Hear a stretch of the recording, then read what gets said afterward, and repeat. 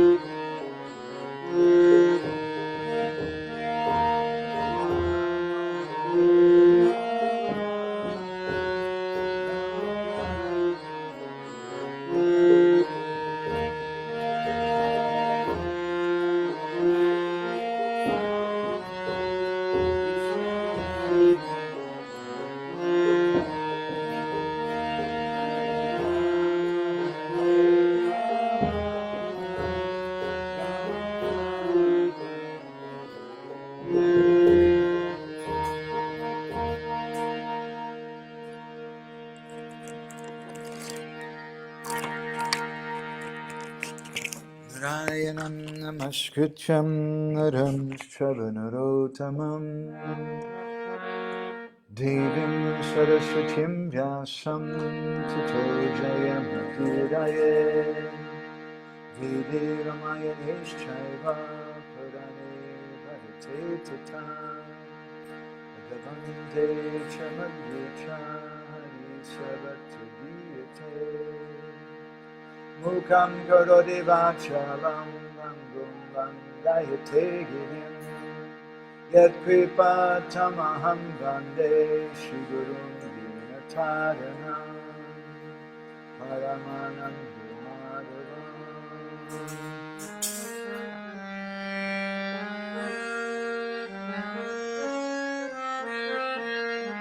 Paramananda Madhava Bhajanga Luchi Makaranda Se Makaranda Panakori Anande Bolo Hari Hari Harinka Name Vanda Vela Harinkori Chakadola Se Chakadolanka Paraye Manamo Rahudurantare Manamo Nirantare Rahu Krishna Goli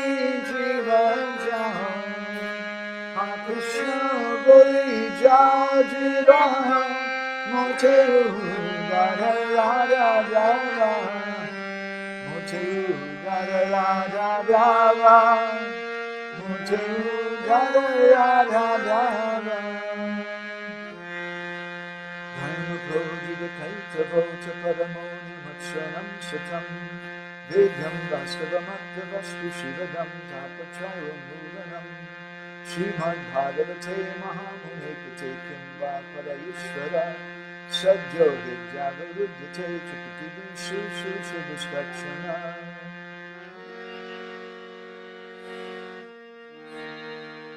Om Namo Bhagavate Vasudevaya Om Namo Bhagavate Vasudevaya Om Namo Bhagavate Vasudevaya.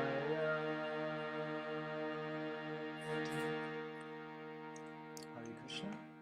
Good morning, dear devotees. Sri Mayapur. So we're reading from Srimad Bhagavatam, Canto 3, Chapter 29. We're still on text number 10 for the last few sessions, which speaks about Bhakti and the mode of goodness. And Lord Kapila Dev tells his mother, Karma nirharam udishya parasmin va tad arpanam yajed yastavyam iti va pritag bhava sasatvika. When a devotee worships the Supreme Personality of Godhead and offers the results of his activities in order to free himself from the inebrities of fruitive activities, his devotion is in the mode of goodness. Reading from Srila Prabhupada's purport. The Brahmins, Kshatriyas, Vaishyas, and Sudras, along with the Brahmacharis, Grihasthas, Vanaprasthas, and Sannyasis, are the members of the 8 divisions of Varnas and Ashrams, and they have their respective duties to perform for the satisfaction of the Supreme Personality of Godhead. When such activities are performed and the results are offered to the Supreme Lord, they are called karmarpanam, duties performed for the satisfaction of the Lord. If there's any inebriety or fault, it is atoned for by this offering process. But if this offering process is in the mode of goodness, rather than in pure devotion, then the interest is different. The 4 ashrams and the 4 varnas act for some benefit in accordance with their personal interests. Therefore, such activities are in the mode of goodness. They cannot be counted in the category of pure devotion. Pure devotional service, as described by Rupa Goswami, is free from all material desires. Anya bilasita shunyam. There can be no excuse for personal or material interest. Devotional activities should be transcendental to fruitive activities and empiric philosophical speculation. Pure devotional service is transcendental to all material qualities. Gora graganya gana gocha goloruharam Goranga guratama gopyara kopa briksham Gopala gada ratidam yati singha gora Govinda deshikavaram satatam namami Panchakopatarubhishcha Kripa sindhu bhyaeva Patitanam pavanebhyo Vaishnavebhyo namo namaha Jai Shri Krishna Chaitanya Prabhu Nityananda Shri Advaita Gadadhar Shivasadi Gaura Bhakta Vrinda Hare Krishna Krishna Krishna Hare Hare Hare Rama Rama Rama Hare Hare. So we've been reading from this very subtle topic which is very important for devotees to understand, because as in any relationship, your wife will tell you, you should learn to understand the desire of the other person. It requires subtlety. So Bhakti is supremely subtle. And we've been speaking something about saguna bhakti, or bhakti which is under the modes of material nature, not nirguna bhakti. The next verses will be speaking about nirguna bhakti. And this word, this verse, again, the words pritag bhava are significant, meaning that the practitioner desires something other than the Lord. So I want to review a little bit from our last few sessions, again, because this is a very subtle topic. I'd like devotees to be able to understand it and follow along properly. And some persons may be coming for the first time today. So Sattvika Bhakti means bhakti which is in the mode of goodness. It's not transcendental. And we read from the first canto of Brihan Naradiya Purana about 3 different types of Sattvika Bhaktas as described by Lord Yamaraj to King Bhagirati. And the first is what he calls the Adama Sattvika Bhakta, who is Swakrita Papanam Shayartam. They're worshiping the Lord because they want to destroy their sins. Well, that's a good thing, but it's still only in the mode of goodness. And we spoke something about how a devotee may also pray to become free from material desires, as Prahlad Maharaj did. But that prayer is so they can become a better servant of Guru and Krishna. That prayer is not for their own self-interest. Then Yamaraj describes what is the Madhyam Sattvik Bhakta, or the middle class devotee in the mode of goodness. And he's described as Haredam Priyamati. He's thinking that this is what's pleasing to the Lord. And he has faith in Shastra. And because of his faith in Shastra, he understands that it's important to please the Lord. It's a very, very rare person who begins to think about the pleasure of anyone, and what to speak of the Supreme Personality of Godhead. But still, because they're pritag bhava, they're a separatist in the sense that although they're thinking about the Lord's pleasure, they're doing that for their own personal motivation. They're thinking that, I've heard that the really advanced devotees, they're the ones who understand the pleasure of Gurudev, the pleasure of the Vaishnavas, and the pleasure of Krishna. And so I should think about that. And maybe even they inquire about that.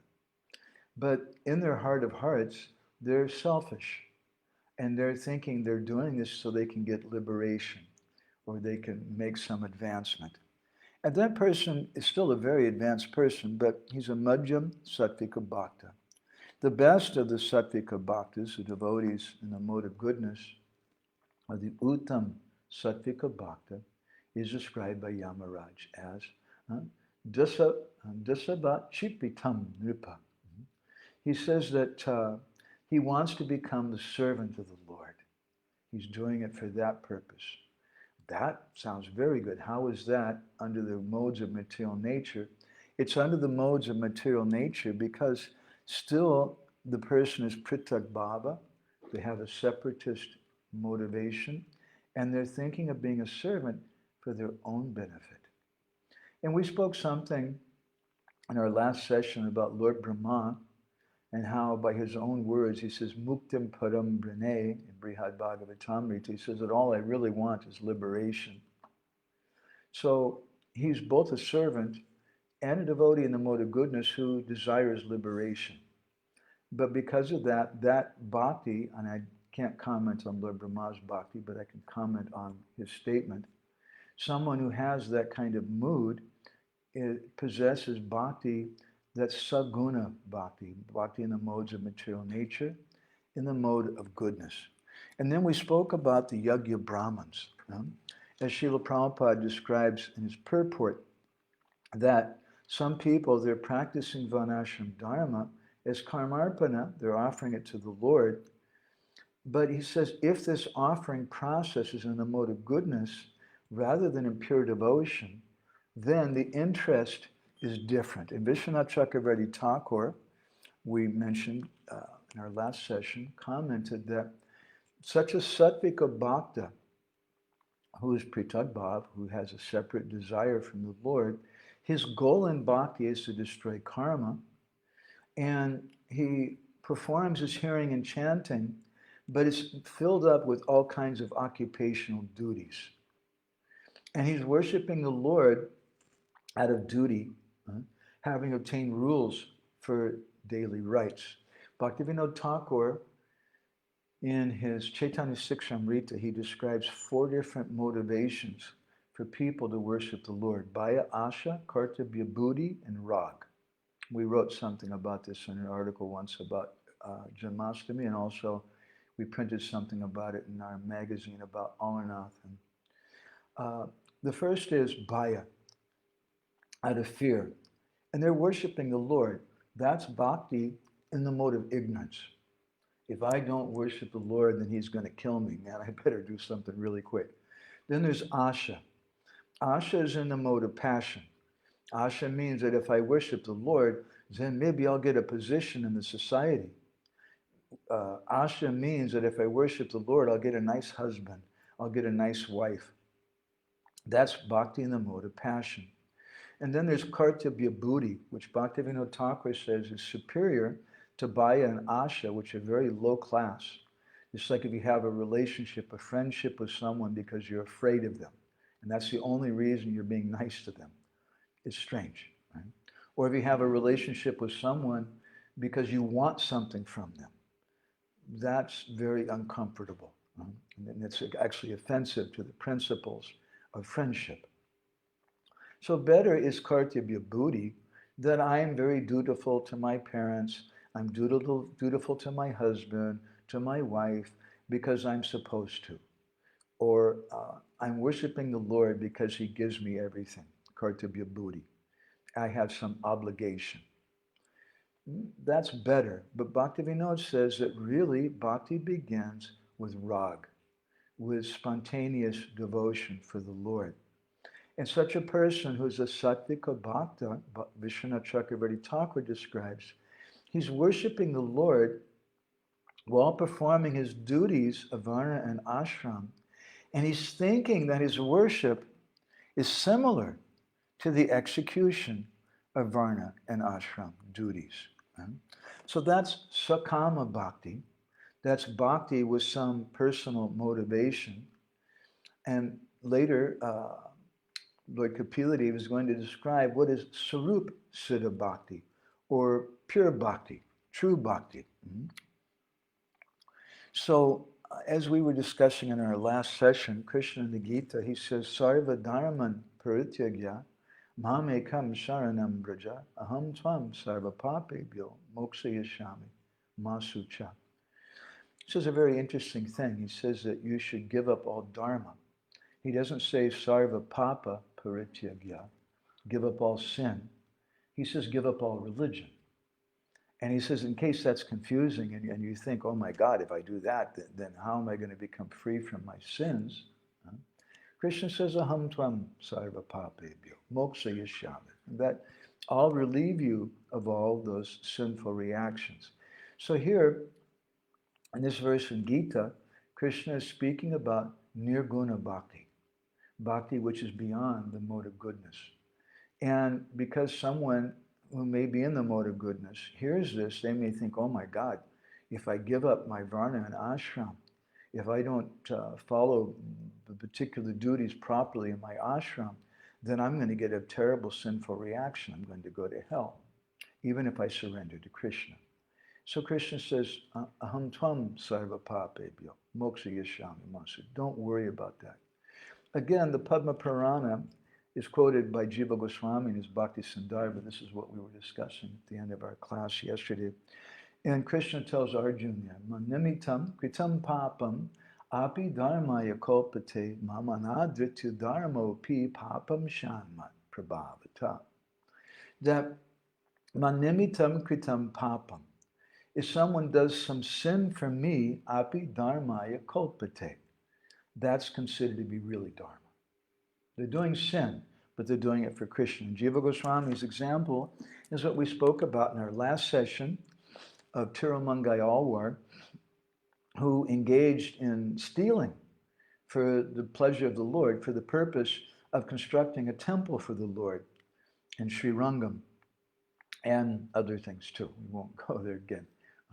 But those so-called sins became dharma. So sometimes a devotee may lie for Krishna when they're selling books. Prabhupada spoke about this quite a bit. In general, Prabhupada said, don't do that. Don't tell lies to people. But he also said, sometimes you can tell them any damn thing if it gets them to take a book. If the house is on fire and you're shouting and shouting outside, your house is on fire, quick escape. And they say, I don't believe it. Everything is okay. Why should I come out of the house? So then you may tell them some lie. The most beautiful girl in the world just came outside the house. Oh my God, it's this movie star. And then the guy comes running out of the house. So you told a lie, but the lie was for the purpose of saving that person's life. So that's good. So then what to speak of bhakti, which is nirguna bhakti? It's transcendental, and even if someone seems to tell a lie, that lie, Krishna says, becomes bhakti. That's a very, very difficult, becomes dharma. It's a very difficult thing to understand. And he goes on to say, Mama nadritya dharmopi. If you neglect me, anadrityo, then your dharma, papam shanna prabhavata, then your dharma turns into sin. Your so-called dharma. And so as an example of this, we discussed in our last session about a pastime from Krishna's Braj Leela, which takes place in the 23rd chapter of the 10th canto, the pastime of the Yajna Brahmins and their wives. And to recap slightly what we went over, how those boys were walking in the forest with Krishna, and Krishna told them that you go and ask for some food. We're hungry, from these Brahmins. And the Brahmins, when they were received, when the boys were received by those Brahmins, it's described in Vrindavan Lilamrita by Nanda Kishore Goswami, disciple of Vishwanath Chakrabarti Thakur, that they said, what is this? These are gwalas, these are cowherd boys. We're Brahmins. And they're just living in the forest. They don't know how to talk properly. We'll offer these nice foodstuffs that our wives cooked. But we offer it to Yajna, to Krishna, to the Lord Vishnu, because we know all the rituals and ceremonies, because we're priests and we're better than other people. And after we offer that to him, then first we're going to feed the Brahmins, because that's the proper rules. We have to follow all these rules and regulations very carefully. And then later on, we'll give the food to everyone else. The boys returned to Krishna disappointed, and Krishna told them, go and ask their wives. And he said, but one thing, Jiva Goswami says, don't tell them I'm hungry. And so they went there and they said, Krishna sent us to get some food. And as soon as the wives of the Brahmins heard that, they became stunned in ecstasy, and they just stood there. And the boys are kind of, hello, we're here, Krishna sent us. But those ladies were completely oblivious, because the astasatvika bhav, or symptom known as stamba, had overcome their bodies, and they were just standing there. So then the boys disobeyed Krishna, and they said, actually, Krishna's hungry. And then the ladies, oh my God, Krishna's hungry. And this is an important point, because as we mentioned, although it's not mentioned in any of the commentaries that I've seen, but clearly the boys are guru. They're sent by Krishna. They're going to people who are doing worship, and they're asking for something on behalf of Krishna. That's the business of guru. But the Brahmins just neglected them. Although they were doing, they're so proud of their knowledge of rituals and their strict adherence to rules and regulations. Bhaktivinoda Thakur in Chaitanya in Krishna Samhita says, ass like devotees are only attached to following the regulated principles. They're like asses, like donkeys. So these Brahmins, he says, are like those asses. So the ladies became very ecstatic then.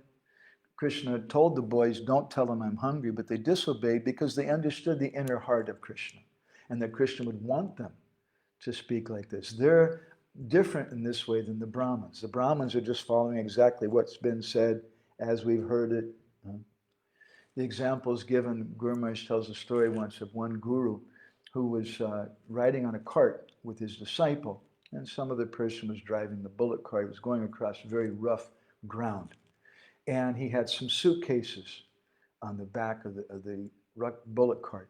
And the guru turned to see where he was going. He told his disciple, "Watch my bag carefully." "Yes, Guru Maharaj."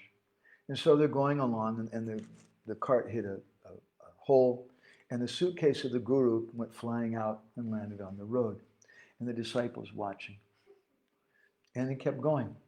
And after 10 minutes or so, the guru noticed that his suitcase was gone. He said, "Well, where's my suitcase? I told you to watch my bag." And the disciple told, "Guru Maharaj, I was watching it. It bounced off, and I was watching it very carefully." So this is a kind of logic. This is also known as, what is it? Marjada Dahi Nyaya, I think is what it's called. The logic of the cat and the yogurt. The guru tells his son, his disciple, "Don't let any dogs take the yogurt that's been made here." And then a cat comes, and the cat starts eating it. And the guru chastises him later, and he says, "Guru Maharaj, I kept the dogs away. You didn't tell me not to keep a cat away." So the Yajna Brahmins are someone who's in the mode of goodness and is so attached to being honest. They're so attached to the rules and regulations. But the boys, even though Krishna told them, "Don't tell them I'm hungry," they disobeyed Krishna. And because of they disobeyed Krishna, they're on a higher platform. It's very difficult to understand. The Brahmins are in the mode of goodness, but the boys, they have nirguna bhakti, beyond the modes of material nature. They understand the inner desire of the Lord. This can't be imitated, and therefore Srila Prabhupada wanted us to institute Varnashram Dharma, but not that we take shelter of Varnashram Dharma, as is described by Vishwanath in this purport, and Prabhupada in this purport, where we think that my activities of bhakti are the same thing as doing Varnashram Dharma. If we do like that, then we're performing Saguna Bhakti. And Vishwanath Chakravarti Thakur says that won't give Krishna prem. So then the ladies went running to Krishna, and we read something from a wonderful book called Govinda Mangal by Dukhi Shamdas, a disciple of Shyamananda Prabhu, that the Brahmins, they went running to stop their wives. And the ladies basically told them, "Get out of my way." And those Brahmins, they told him, "What are you doing? If you go to him, Rahibe Kula Dharma, you'll lose your religion, you'll lose your status as being chaste ladies. You're Viprapatni, you're Brahmins' wives. You should understand, you come from a good family. What are you going to the forest for? You should come back. Yagya Karya Dehaman Chalaha Sadhana. You should come back and do your religious duties." It sounds good. It sounds good. It sounds proper. That's bhakti, that's saguna bhakti in the mode of goodness. So Bhaktivinoda Thakur in his Chaitanya Siksamrita, now that we've recapped things, we'd like to continue our discussion today. I'm hoping we can finish this today. In Chaitanya Siksamrita, in chapter 6, he speaks about this pastime, and he says, Yagyika Vipra, or the Yagya Brahmins, they represent Varnashrama Abhimana Janita Krishna Prati Udasinya Karma Jadata. They're attached. They have this Varnashram Abhiman, that I am a great person following Varnashram Dharma. They're in the mode of goodness, but it's Saguna Bhakti. It's not Bhakti which is pleasing to Krishna. Krishna Prati Udasinya. And therefore, Udasinya, which means indifference. They're indifferent to Krishna. And Karma Jadata. They're absorbed in Karma Kanda activities, which are Jadata, dull material activities. They're Saguna Bhakti. Again, in Krishna Samhita, in chapter 5, Bhaktivinoda Thakur, he says that Brahmanas cha jaganato yagyatam samachata brahmana nadadur bhaktam varna abhimana yata. Again, he uses this word varna abhiman. They have this varna abhiman, that I'm following the rules and regulations properly of Varnashram. And it says, Bhaktivinoda in his extended translation explains that while tending the cows near Mathura, interesting statement, again, that village of the Vedic Brahmins is significant in Govardhan Lila. It's another topic. Krishna begged the food grains from those Brahmins who were engaged in sacrifice. And although Krishna himself is a personification of Yagyabhuk, he's the personification of sacrifice, because they were proud, those Brahmins, they considered that doing their sacrifices were the highest principle, and therefore they didn't give Krishna any food.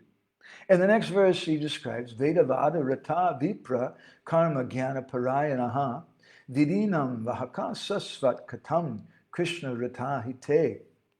The reason for that was because they were followers of the Vedas and they couldn't understand the subtle purport of the Vedas.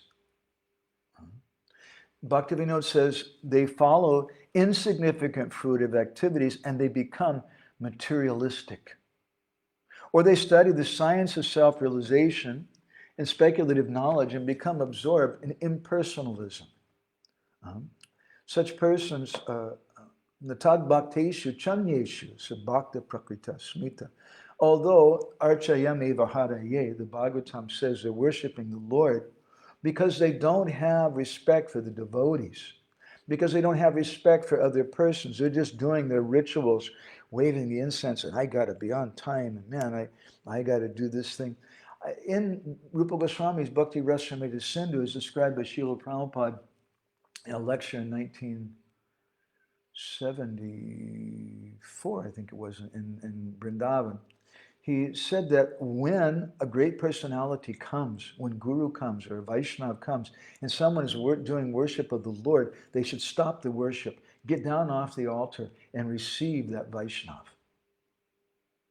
That's the activity of Nirguna Bhakti. It may not be Nirguna Bhakti, but that's the activity or the behavior of someone who's a Nirguna Bhakta, who's beyond the modes of material nature. But someone who's a Sattvika Bhakta, they'll think, I can't do that. I have to exactly worship in exactly this way. So Bhaktivinoda says these Brahmins they remain controlled by scriptural injunctions, and they can't understand that their attachment to the Lord, that attachment to the Lord is the primary purpose of all scriptures. So how can they become servants of Krishna? He says they formally carry out the rules and regulations, but they're averse to Krishna. And in the next verse again, he says, Tesham Striyastadagatya Sri Krishna Sanidim Vane Ukurvanatma Danam Vai Krishnaya Paramatmane. Very interesting point. The wives of the ass-like Brahmins represent people who are subordinate to those with undeveloped faith. Being under the control of the sweetness of Krishna, who's the super soul, they went to the forest and offered themselves to him. Those who have undeveloped faith are called mundane devotees. Now, this is a big topic. What do you do if you have a faith which is superior to someone who's controlling you? Sometimes we see in a marriage, the wife is a great devotee and the husband, he's not doing so well. Or even sometimes the temple president may have a lower quality of faith than one of the devotees. How do we deal with it? As we'll hear in this pastime, the wives of the Brahmins didn't disrespect their husbands. They always gave respect to them. But at the same time, they politely surrendered to Krishna. And they neglected their husbands. They didn't quarrel with them. They didn't get in a big fight with them. But they understood that the primary thing, the primary duty for all of us is to please Krishna, is to please Guru. Then in the next verse, Bhaktivinoda says, Etena darshitam tattvam jivanam samadarshanam Sri Krishna priti sampato jati buddhir nakaranam. He says, by this incident of the Yagyapatni's Brahmins, the equality of all living entities is ascertained. He says there's no consideration of caste in pleasing Krishna. And implicit in this also then is there's no question of gender. Because the whole point is these are the ladies, these are the wives who are under control of their husbands. And Bhaktivinoda is saying this pastime shows the equality of all living entities. And there's no consideration of caste, meaning no consideration of gender. And he says, rather, jati buddhi na karanam, this jati consciousness, this jati buddhi, this consciousness of the caste, becomes an obstacle in the development of love. Okay, so back to our pastime. So the ladies went rushing to see Krishna, and many things happened. It was a very beautiful pastime. Leela Purushottam was asking us a question about this, which I'm going to touch on very briefly, but it's a big topic, more than I want to try to enter into in our discussion today. When they came running to see Krishna, there's so much purport in how Krishna was standing there with his left hand on his friend, the shoulder of a friend, and his right hand twirling a lotus flower. The lotus flower is indicating that just as I'm twirling this lotus flower, I'm also capturing your minds. Vishwanath Chakravarti Thakur says. And what is the purport of putting his arm on the left, his left arm on the shoulder of one of his friends to indicate this? That's the place of Radharani. That's the place of Bhakti Devi. That's the place of Guru. To indicate that for you ladies, these boys are your Guru, indirectly. So the ladies, when they saw Krishna, they stopped. And they closed their eyes and they began to embrace Krishna in their hearts. And then they opened their eyes and they saw Krishna also standing there and they became confused. Is he inside or is he outside? We don't know. And then Krishna, Jiva Goswami says, oh, my dear ladies, you're carrying so many heavy things. Can I help you? Do you need some help with this? And then Krishna asked them a question, which is Leela Purushottam Prabhu's question. Why have you come? You know, this is not right. You've left your husband. You have to follow Dharma. You should go home. This is the exact same thing. In fact, word for word, the first half of the verse, I think, is exactly the same as what Krishna tells the gopis. Vrindavan later on tells them, go home when they come to see him. So what is the difference? The gopis didn't go home. The gopis, they stayed. Because like the cowherd boys, although Krishna told them one thing, they could understand the heart of Krishna. Again, something which is a very elevated thing, which can't be imitated. And someone who's just attached to the external rules and regulations, who's a Bharavahi Vaishnav, who's carrying a heavy load, they can't understand this. But someone who's Saragrahi, they understand the essential principle. Gurudev told me to watch his bag. Watch his bag means I shouldn't just watch it fall off the cart, but I should keep it and protect it and take care of it. So, anukulyena krishnanu, shilanam bhakti uttam. Uttam bhakti means to understand what is the pleasure of Krishna. And the gopis, they understood that. Krishna told those ladies, you should return to that sacrificial arena because your husbands, they're householders and they need your assistance to finish their duties. And the Yajna Patnis, the wives of those Brahmins, they said, don't be cruel, our families won't take us back. And then Krishna told them, don't worry, I'll make arrangements so they'll accept you. And very soon, you'll achieve me. And then Krishna told them, Shravana dasana dhyanam mai bhavo nukirtanat natata sanikarshena pratiyata tato grihan.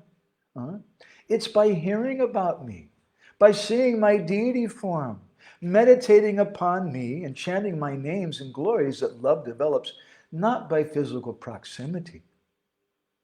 Therefore, please go back to your homes. It's a nice verse, isn't it? But let's think about this verse. If Krishna were to tell the gopis, which is this is more or less what he did tell the gopis when he left, it's not by physical proximity of me. You can just hear about me, and that's just fine. As we sometimes comment, someone may say, you may tell the gopis, don't worry, Krishna's on Facebook, and you can associate with him there. If you're to tell the gopis of Braj that, they won't be happy because they want Krishna's physical proximity. We should also want the proximity of Gurudev. Although there are two ways to associate, through Vani and through Vapu. And Srila Prabhupada many times explained that the Vani is more important than the Vapu. And it's a fact. Because that Vani will always be there. But at the same time, we want to associate with the Vapu. Sometimes devotees are lazy. And they say, anyway, I'm listening to the recording. Just Gurudev walked in downstairs, he's giving class, but I don't need to go and listen to him. I'm watching the recording. It's non-different. There's a difference. There's great benefit. Just like we like to hear about Srila Prabhupada. And we can hear from so many wonderful disciples of Srila Prabhupada who surrendered to him and did so much service over the years. And it's very inspiring.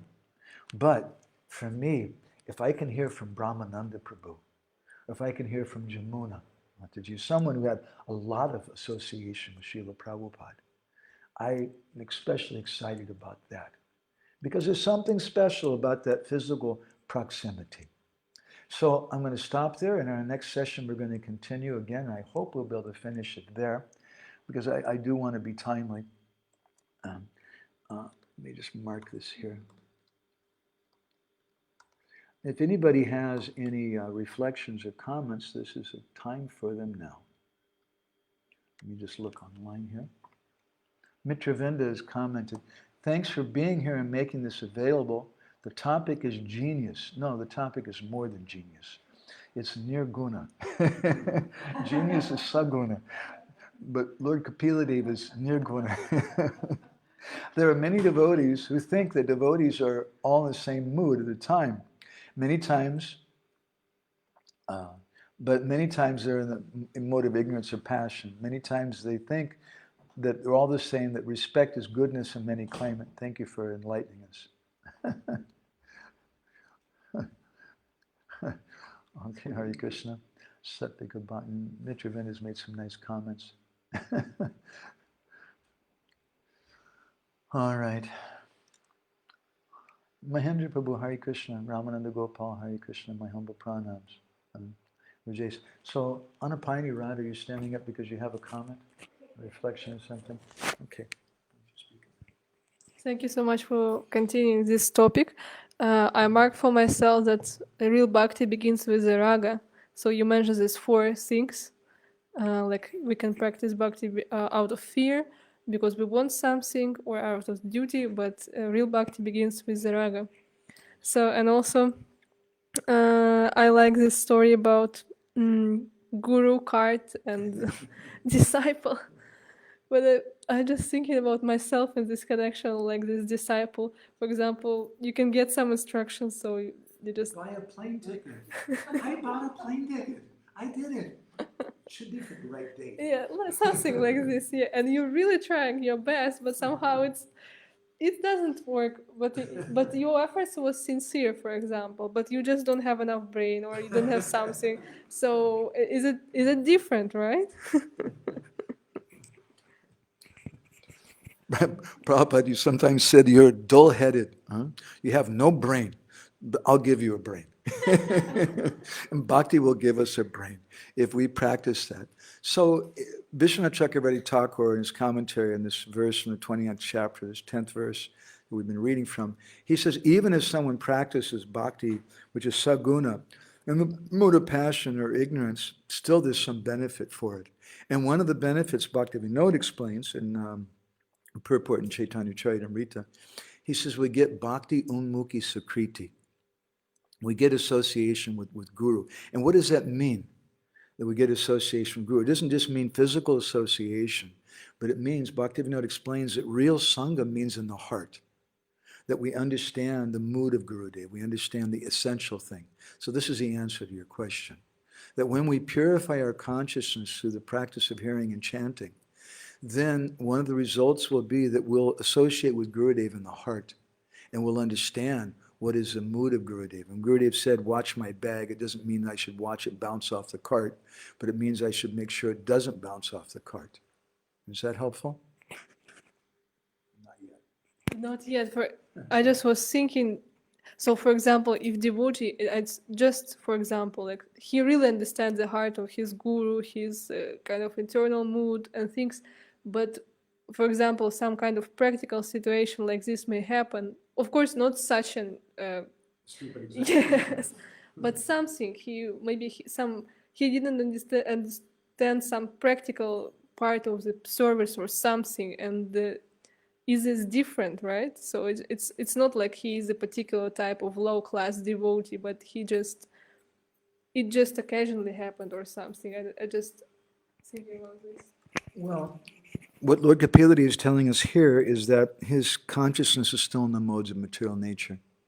And when he comes, he may make something, because he doesn't understand. Mistake means he doesn't understand Gurudev's mood properly. When he comes to the mode of goodness, they'll begin to try to understand. In the modes of passion and ignorance, they're really not interested in Gurudev's desire. And when they come to the mode of passion, goodness, then there's some attempt to understand it. But because they're practicing bhakti, pritak bhava, in a mood of separatism for themselves, then they can't really understand the inner mood of Guru. So if we will take the same example, and let's say this disciple in the mood of goodness and he practicing bhakti in the mood of goodness, at least he will ask some question. For example, so what does it mean to watch your back or something like this, right? Okay, that's clear. Okay, and also I really appreciate the point that you said nirguna bhakti, and you gave the example if you're doing worship unto the Lord and some devotees coming in, you immediately stop their worshiping and worship the devotees, or at least greeting them or something. So thank you. It was nice. But that also depends on the situation. If you're in a big temple and you jump off the altar because Jai Vataka Maharaj came in and you offer obeisances, you may get in trouble and you may cause some disturbance with the devotees. But at least in your heart, thank you, maybe you might turn and bow like that and give some respect. We shouldn't be like Ramaharshana Sutta, who's giving Bhagavatam class, which is a kind of deity worship. But when Lord Balaram comes, he doesn't stand up to give him respect. Okay, Nityananda Kori Mataji, Hare Krishna, nice to see you here. What does it mean that these highest devotees can't or shouldn't be imitated?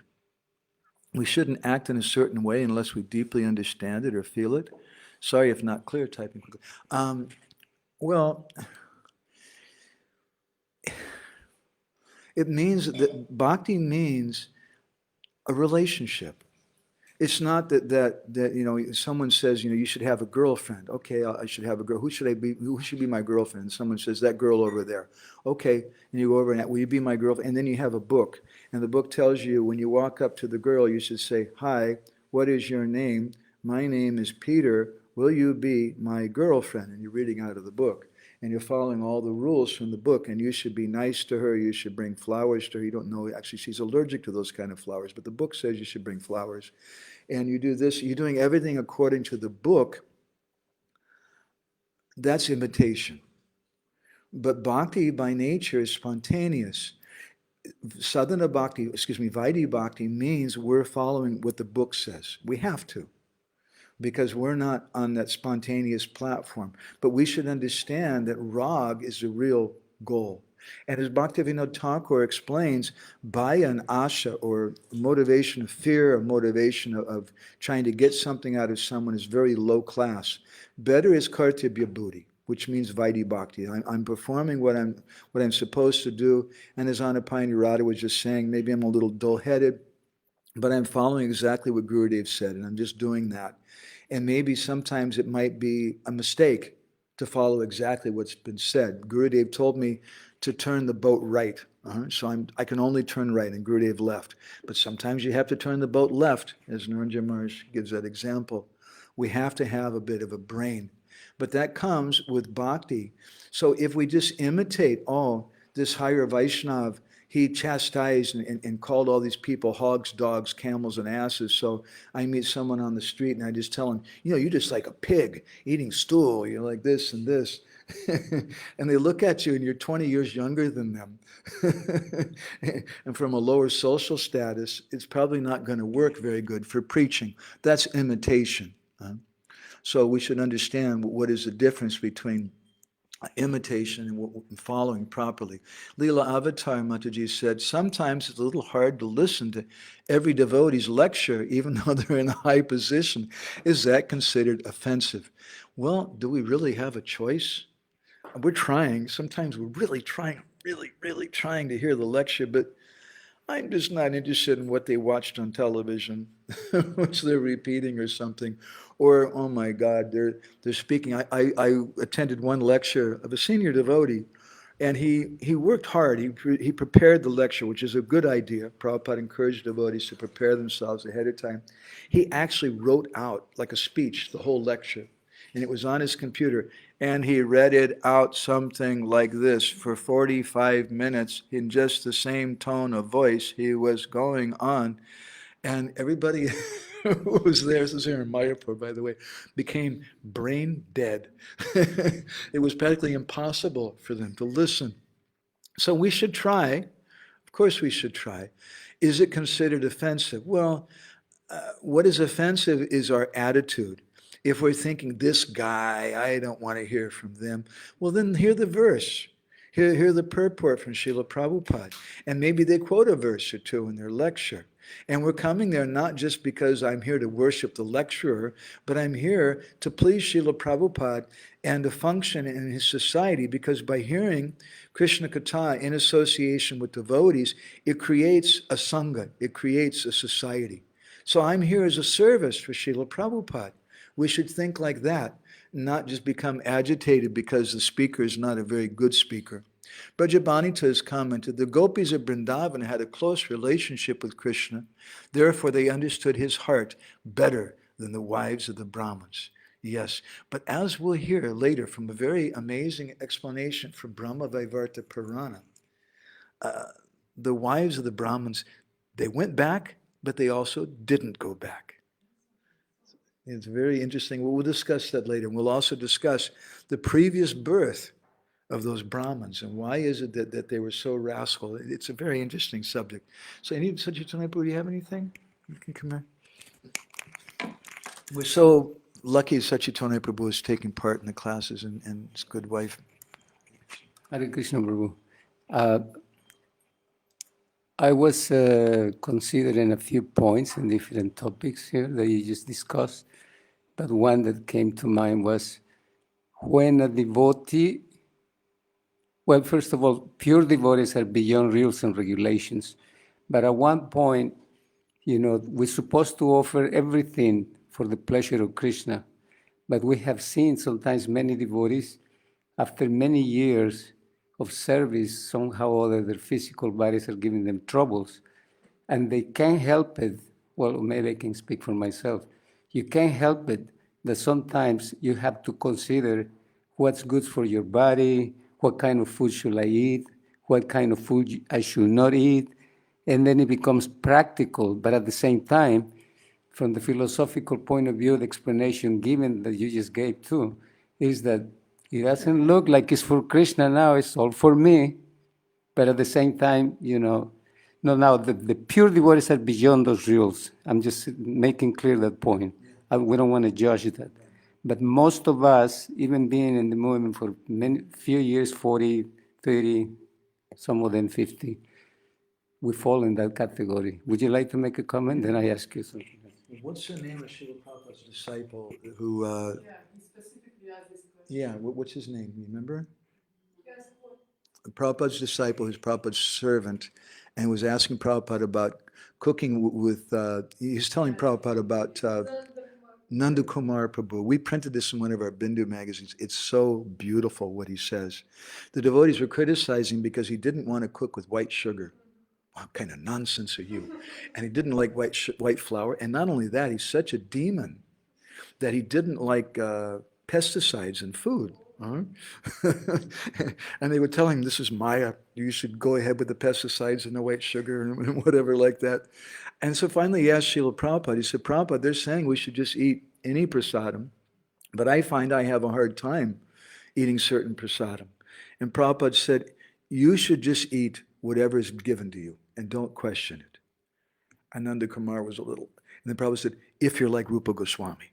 And then he said, but for you, it's better for your service to act in a way to help your body. And by the way, Nanda Kumar Prabhu told Prabhupada what the kind of pesticides that people put in the foods, and how some of those pesticides, they have DDT, some of them have, it's the same thing they use in Agent Orange during the Vietnam War, and same thing that rat poison and stuff like that. It's the same kind of chemicals in the foods that they put on the food. And Prabhupada's eyes got very big. And Prabhupada said, never offer this to me.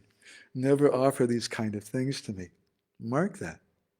That's a big topic. I don't want to go there, just talk about food. But just like the boys in this pastime, they told Krishna they're hungry. So why are they telling Krishna they're hungry? Is that Saguna Bhakti? I'm thinking about my body? No, their body belongs to Krishna. And they want to please Krishna. And so in a similar way, if we're thinking this body doesn't belong to me, and now it's behaving in a bad way because I can't eat for some reason, all these, what do you call them, polysaturated oils or whatever. When I eat that stuff, it really slows me down. I can't think anymore. If I eat all this white sugar, I bounce off the walls and it causes me all kinds of health problems. Then maybe for my service, out of a motivation of pure devotion, because this body doesn't belong to me, I should take care of it for Guru and Krishna. But at the same time, if someone comes with some Mahaprasad from the deity, and we say, that has white sugar in it, I won't take any of that, that's Saguna Bhakti. That's offensive. We should at least take the tulsi leaf, or take a few grains of that prasadam. Is that okay, Sachitampu? Another thing is that a disciple or a devotee should understand the desire of Krishna or Guru and do the correct thing. But we also have examples of Lord Chaitanya Mahaprabhu giving instructions, for example, to Gadadhara Pandit. When Gadadhara Pandit wanted to follow the Lord to go to Vrindavan, but he thought, I want to, what's wrong with being with Lord Chaitanya, right? Physical presence. But Lord Chaitanya sent him back. And also another example came to mind, as when Chaitanya Charitamrita, chapter 20, Sanatan or Rupa Goswami, I can remember, that after being instructed at one point, the Lord says, okay, now the Lord Chaitanya is ready to go to Benares or Vrindavan, I can't remember. So he says, my Lord, I have one petition. Can I please go with you? He said, no. He wanted to do his duty. He wanted to do, whatever instruction he gave him.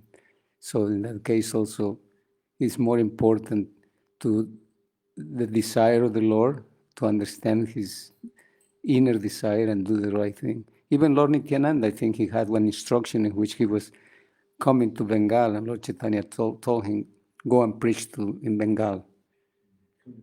Yes, instead of being with me. It's kind of hard or difficult because usually the disciples wants to be all the time with the physical presence of the Guru. But sometimes the Guru would like the disciple to do the service, which is more important. What a very thoughtful comment and question.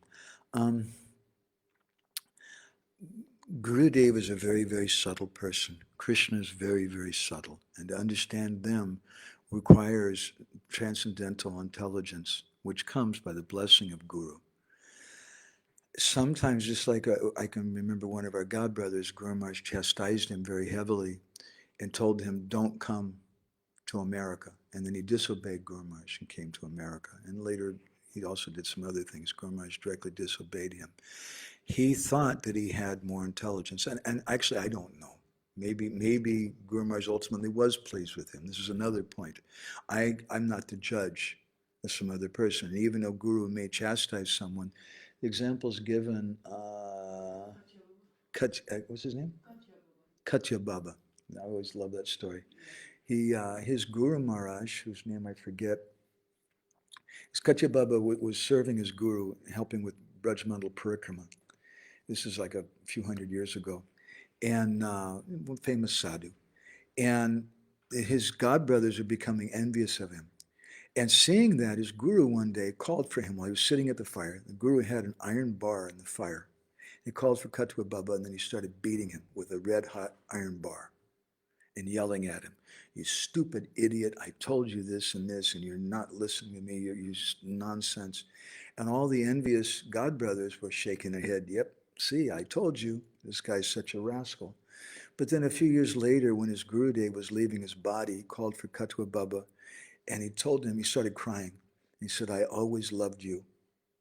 He said, "I did that so these envious people wouldn't criticize you, but I want you to be the acharya after I leave my body. You should take care of that."